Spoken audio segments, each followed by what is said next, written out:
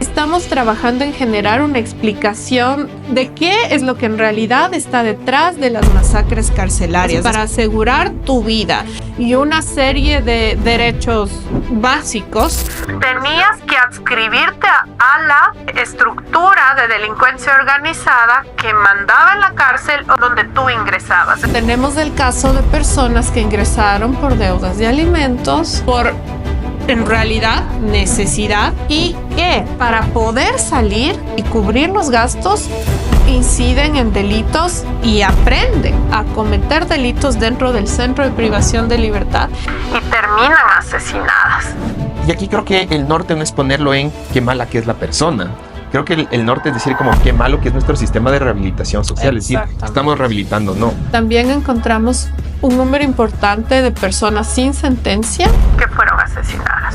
¿Qué pasaba con el sistema judicial y las líneas de corrupción que hicieron que un microtraficante reciba penas de 20, de 25 años, mientras que personas con un rol mucho más arriba en una estructura criminal tengan penas de 7 o de 8 años y salgan a los 4 años por buen comportamiento, ¿no?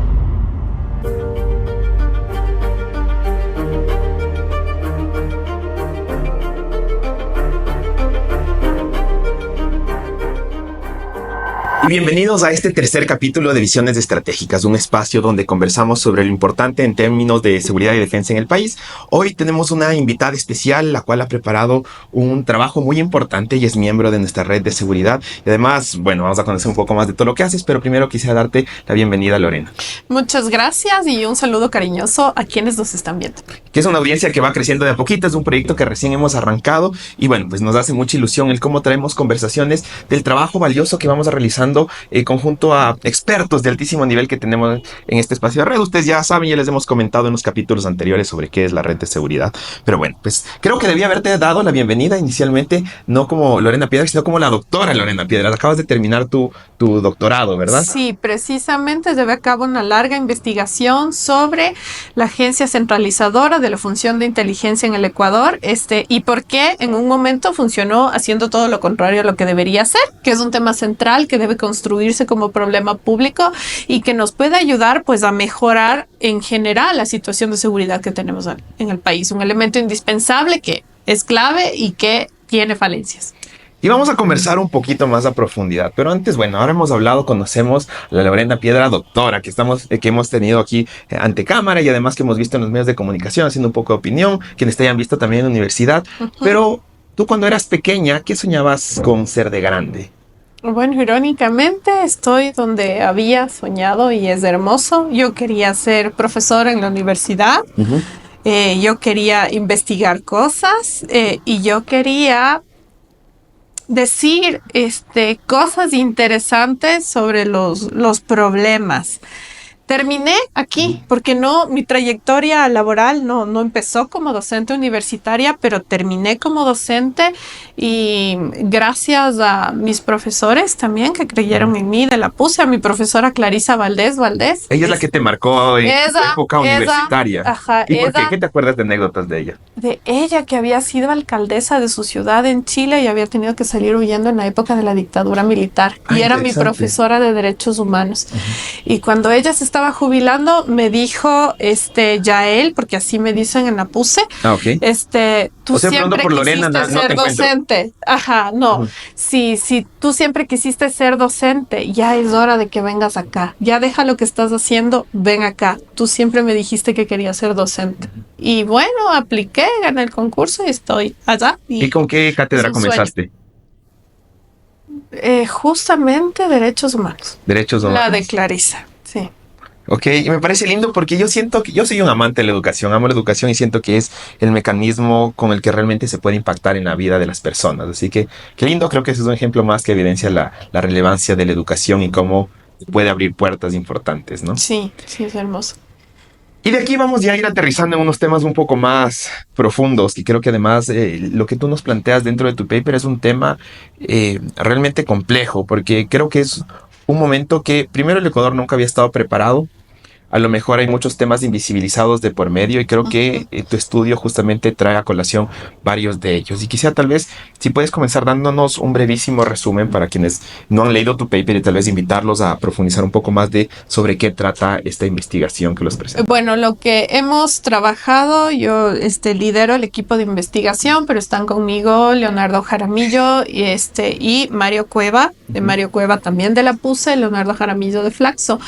Estamos trabajando en generar una explicación de qué es lo que en realidad está detrás de las masacres carcelarias, específicamente la primera, la más grande, considerada el epicentro del fenómeno que estalló en Ecuador en el año 2021 y que lamentablemente no ha dejado de suceder a pesar de todas las medidas emergentes y no emergentes que el Estado ha implementado como parte de su política pública. Nosotros queremos meternos profundamente en comprender el fenómeno. En primera instancia, y en este paper lo que hemos hecho es caracterizar a las víctimas para saber efectivamente quiénes eran estas personas que fueron asesinadas bajo tutela del Estado en este momento específico, para luego, a partir de comprenderlas, a través de procesos de anonimización, no sabemos sus nombres, pero quiénes eran en la vida, dónde vivían, de qué barrios provenían, en qué trabajaban antes de estar en conflicto con la ley, de quebrantar la ley y de ir privados de la libertad, justamente para saber si es que el relato oficial que se nos dio de que esto fue una lucha entre bandas, ¿no es cierto?, es real o qué estuvo por detrás. Nosotros ya tenemos una línea que nos deja ver que esto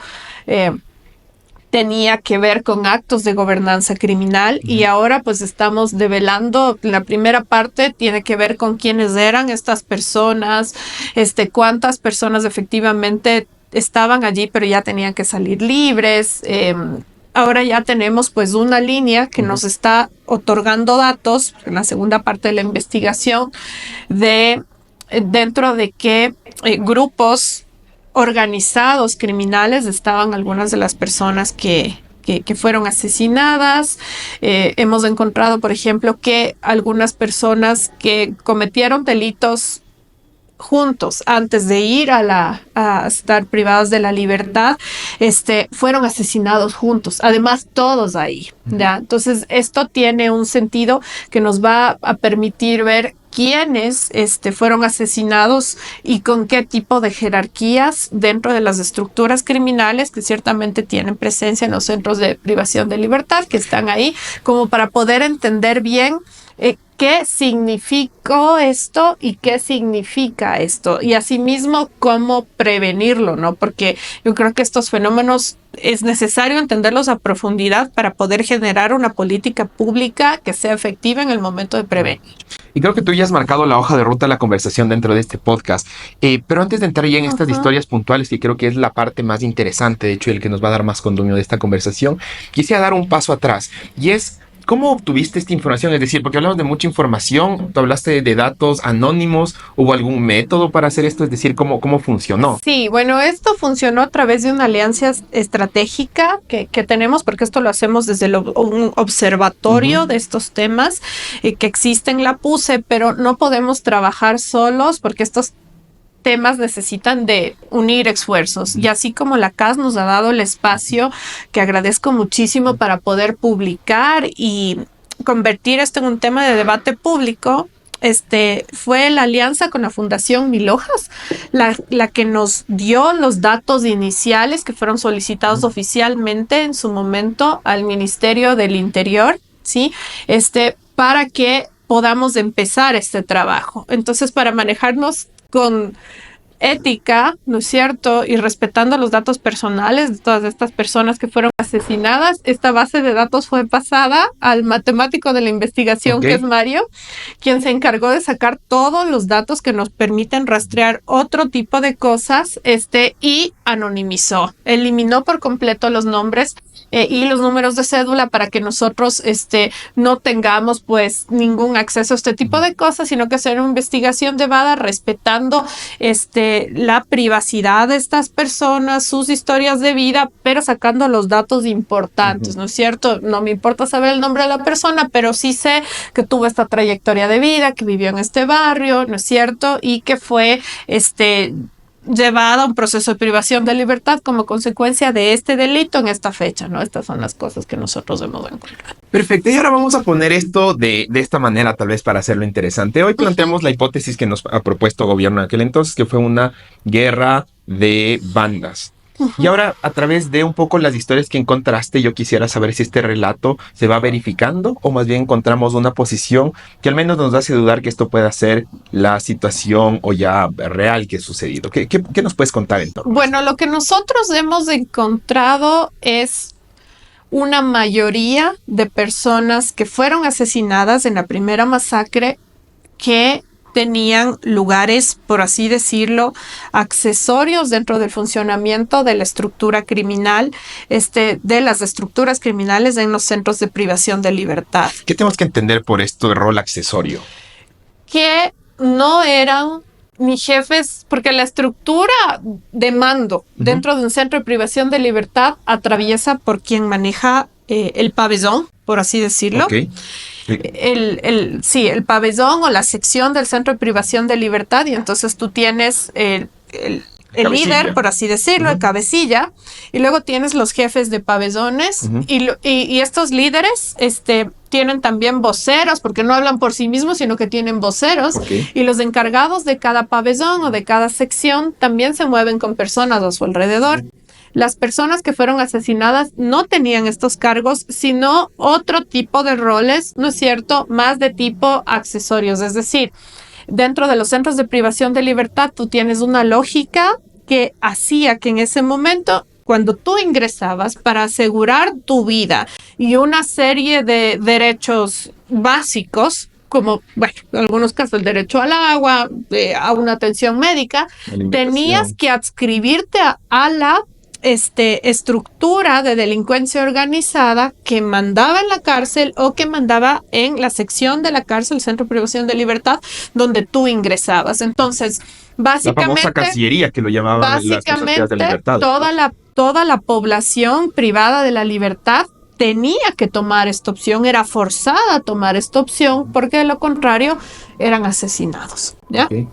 Entonces, estas fueron en su mayoría las personas que han sido asesinadas, la mayoría de la población, que además coincide con las edades donde se encuentra la estadística de pobreza y de pobreza extrema más grande en el país, que son hombres jóvenes sin educación completa. Esto coincide, o sea, entonces, y esto también propone la primera parte de la investigación, la entrada interseccional es muy correcta, ¿no? Esta entrada, trabajada teóricamente por Kimberly Crenshaw, que te deja ver cómo se intersectan una serie de circunstancias de vida que las personas no pueden controlar, es decir, que nacieron en una familia con pobreza extrema, que hablen español, ¿no es cierto? No hablen otras lenguas, que tengan un fenotipo que les haga identificarse con parámetros que otros consideran son motivo de discriminación, como ser afro, como ser indígena,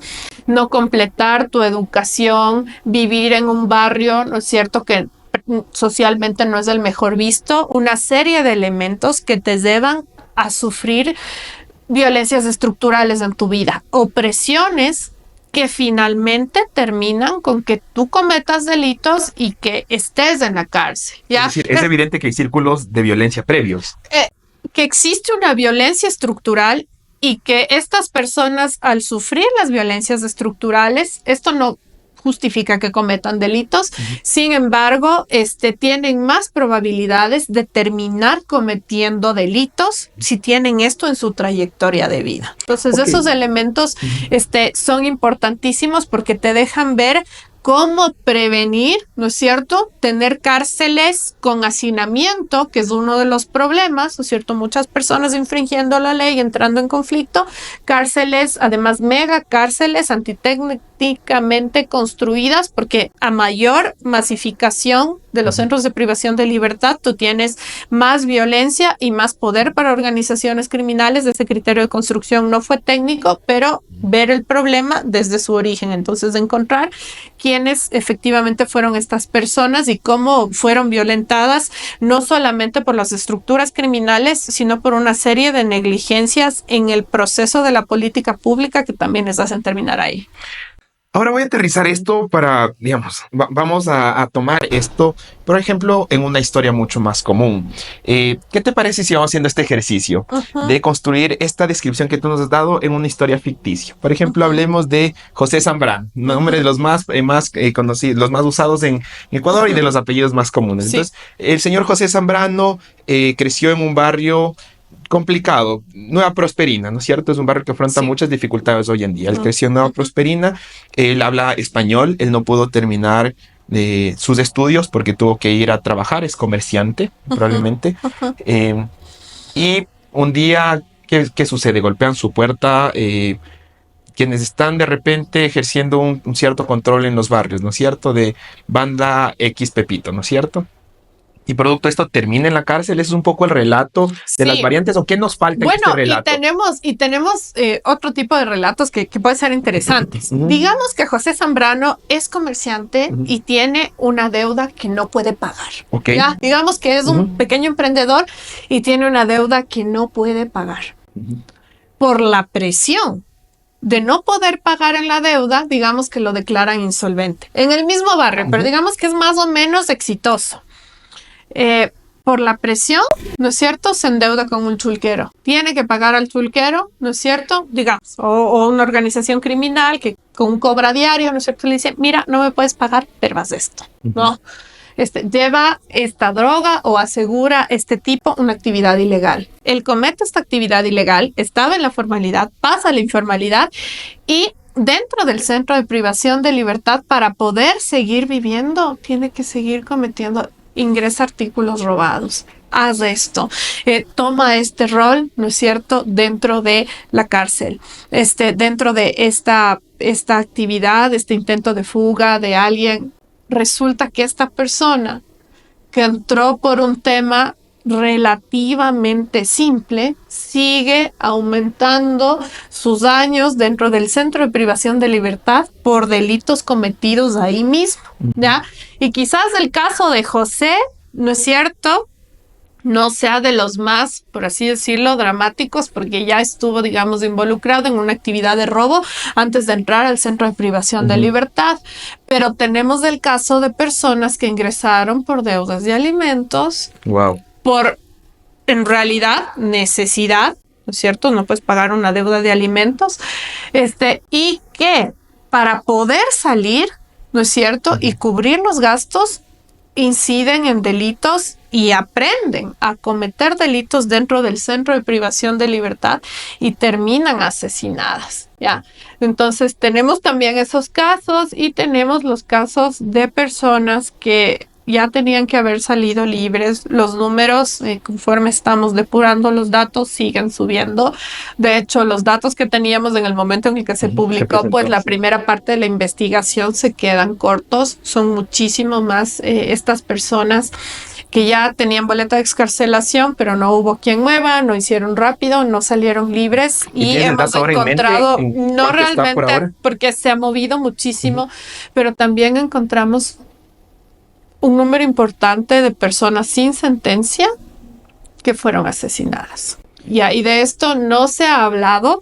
Y este es un fenómeno mucho más complejo de entender. Yo digo, no solo en la cifra, porque hay que entender también detrás qué pasaba con el sistema penitenciario, y ahora que tenemos la evidencia y es de conocimiento público, qué pasaba con el sistema judicial y las líneas de corrupción, ¿no es cierto?, que hicieron que una persona que traficaba droga con un rol menor, ¿no es cierto?, un microtraficante, reciba penas de 20, de 25 años, mientras que personas con un rol mucho más arriba en una estructura criminal, ¿no es cierto?, tengan penas de 7 o de 8 años y salgan a los 4 años por buen comportamiento, ¿no? Que este es uno de los elementos que está incluido en la primera parte de la investigación. También se describe algo de cómo funcionaba el SNAI, pero esto irá incluido en la segunda parte de la investigación, que nos deja ver ya de manera mucho más clara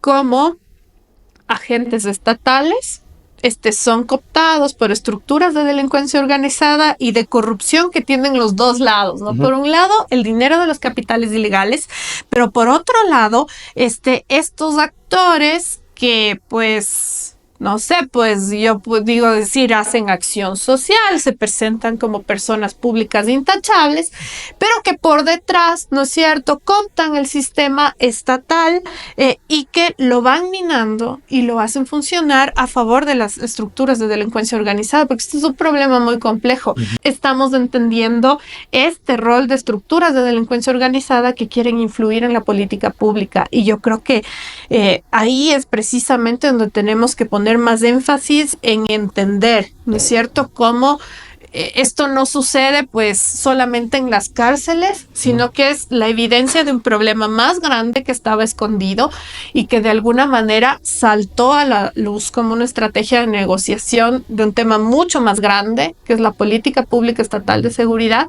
y que empezó de alguna manera a afectar más a las capacidades de operar de las estructuras de delincuencia organizada. Pero bueno, ya estoy spoileando la segunda parte de la investigación. Ya estoy fantástico, porque además esto creo que va a ser lo que va a invitar y a tener a la gente en expectativa en qué va a pasar en esta segunda parte o presentación de la investigación que sigue avanzando. Pero yo creo que ahora estamos llegando a una parte en la que me interesaría ir cerrando algunas ideas fantásticas, porque creo que en verdad nos podríamos quedar conversando aquí de cada historia, de cada circunstancia, de las variantes que hay. Pero yo quiero comenzar a topar ahora la gran imagen para ir cerrando, porque tú has mencionado varios temas que yo no quiero dejar ir ahora. Uno fue la reincidencia de las personas en cómo entran a la cárcel y después ya entran a un sistema en cómo están nuevamente cayendo. Y aquí creo que el norte no es ponerlo en qué mala que es la persona. Creo que el norte es decir como qué malo que es nuestro sistema de rehabilitación social. Es decir, estamos rehabilitando, no.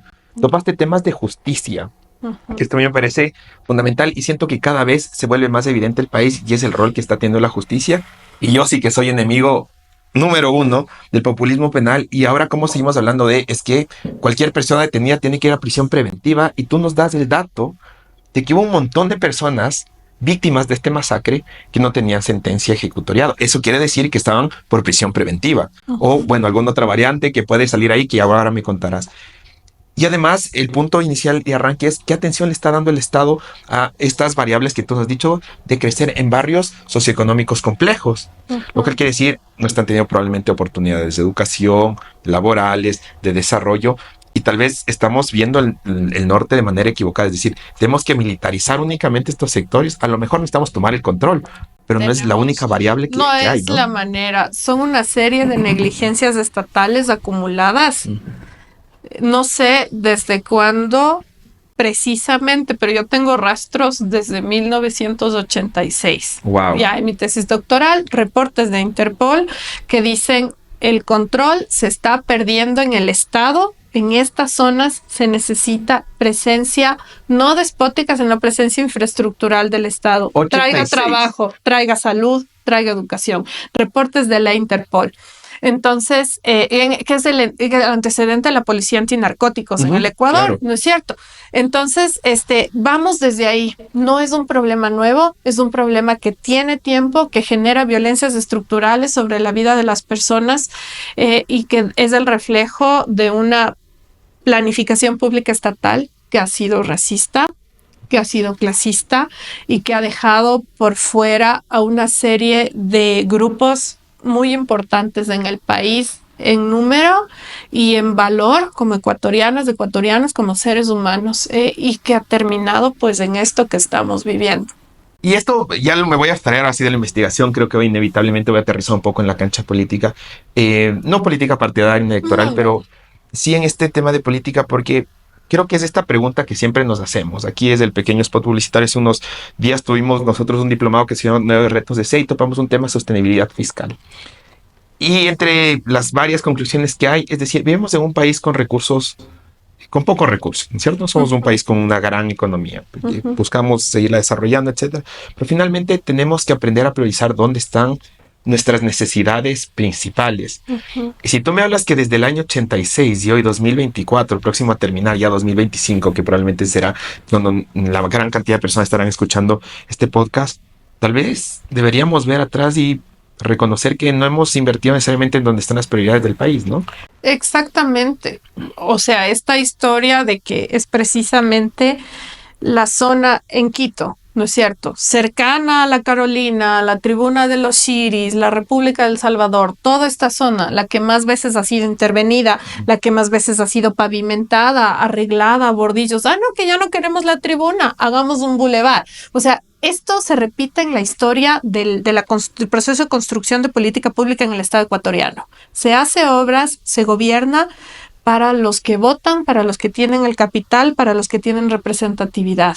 Para los excluidos, los desplazados de siempre, pues nada, ¿no? Y no sorprende que precisamente las provincias más pobres del país sean afro, sean indígenas y están en lugares que no representan capital en votos para aquellos que históricamente han accedido al poder, que no es una cosa rara, ¿no es cierto? Todos han sido hombres blanco mestizos, además de posiciones sociales y económicas, pues medias, bien, con las justas o si no súper altas. Entonces, eso te dice un poco de desde dónde se piensa el Ecuador, desde dónde se lo ha construido y desde dónde se ha generado política pública. Entonces, ahí está lo que tú dices, ¿no?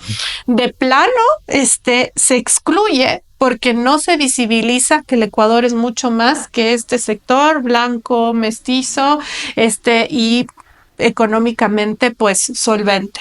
Es más que eso, se los ha dejado fuera y ya tenemos en la violencia una de las consecuencias de esos procesos de planificación que tienen fallas estructurales pues históricas en el país. Y yo creo que aquí nos dejas algunos temas para conversar, que es el tema de seguridad, de inversión pública, de descentralización. Y yo creo que el mensaje profundo de esto es, a veces siento que cuando alguien hace una afirmación como la tuya, uno se siente aludido y decir como yo estoy siendo atacado. Y en realidad creo que el punto de fondo es decir, cómo tenemos que abrir los ojos para entender la realidad del país y cómo a partir de ahí necesitamos atender las prioridades. Yo creo que no se trata de atacar a nadie. O sea, yo creo que se trata de visibilizar las consecuencias. Uno, ¿no es cierto? Como sector empresarial, como incluso perteneciente a un estrato social o a un grupo, no avanza solo, ¿no es cierto? ¿Qué dicen los objetivos de desarrollo sostenible? Que este es un proceso que se lleva en conjunto.